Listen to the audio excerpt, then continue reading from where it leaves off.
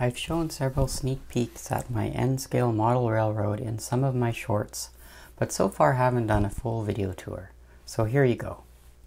As you can see, the layout is over a few levels and is roughly in the shape of a number 6 with the bottom of the 6 on the left.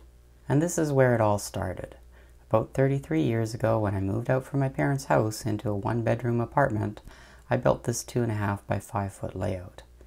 It's over a couple levels with some cool retaining walls, a diesel maintenance area with turntable,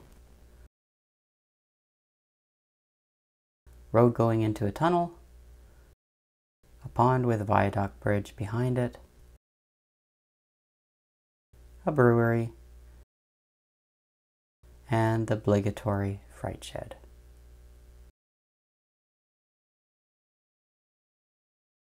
It needs a bit of work as I tore out a section of the mountain and still haven't decided what to do. But it has served me well until I moved to our current house about 20 years ago. A house with a large rec room to expand into. So coming off that original layout, there is a Y partially hidden. I'm planning on building a snow shed here to hide the track going into the backdrop. Next to it is a mountain that needs some trees added still. A cheerful trestle soars over a cheerful mountain stream.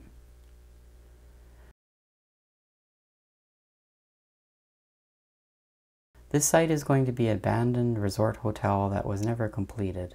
The double-track main line has several crossovers to allow for trains to pass each other.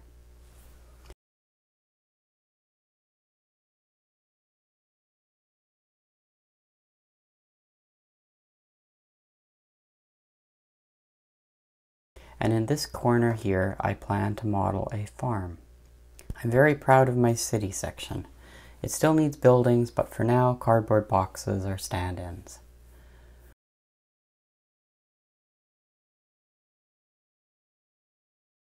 This building will likely be some kind of food manufacturing plant.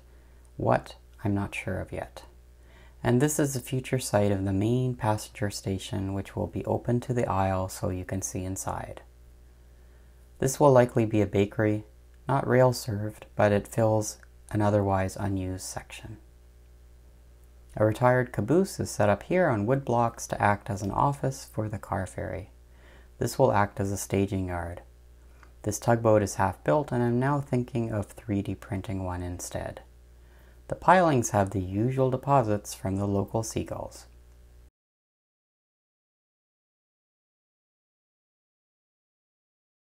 This bridge support was painstakingly made with individual stones glued in place. And this is my swing bridge.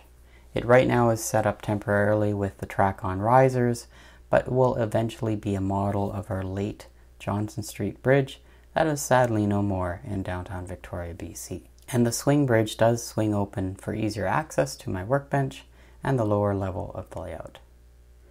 This oil and fuel storage facility is a perfect destination for the few tank cars I have, including some shorty ones.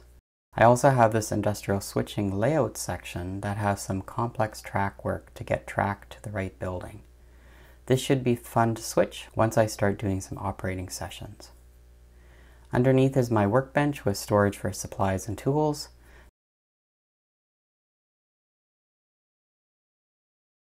This used to be a bar for serving alcohol at parties. Lots of space now for more valuable things than alcohol, in my opinion. My workbench also contains a transfer table that is my main staging yard.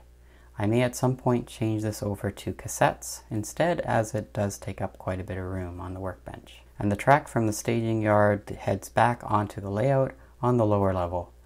While it's been fully scenicked, some work still needs to be done, such as this building, which is open to the aisle and will be a wooden furniture factory. And I have an N-scale model of our family's 1978 Chevy Blazer that I learned how to drive in. And it looks like I need to dust the pond. The backdrop here is mainly just walls of buildings glued to the backdrop. And here's another work in progress. I wanted a warehouse that has the box cars go partially undercover. And there are a few local businesses, a Tim Hortons donut distribution warehouse, and a Dodds furniture warehouse. This low relief structure is a free download. You just print, cut out, and glue together. I enhanced it with some interior lights and photos of warehouses, and yet another work in progress, a building at my university that is still used. And this is just a garage. I have some ideas for it, so stay tuned. Let's just say it will feature a very popular red and white movie car. Some homemade fir trees and another landmark building at my university, the Hamsterley Jam Factory. This was made from photos I took of the actual building and printed them out. I plan to plant a few more trees in the foreground here so that trains disappear briefly and look like they're going through a forest. Here's another bridge and another creek flowing under it. The creek flows to the left out of sight. And here the track heads into a tunnel to take a full turn to gain elevation. Here you can see the double track main line on the upper level, and then the one-turn helix that allows trains to reach the second level. Here's a final drone flight over the layout. I stood on a stepladder to get these shots. As you can see, there still is a lot of work to be done on the layout, and I'll be sharing most of the progress here on this channel, in addition to building dioramas as well.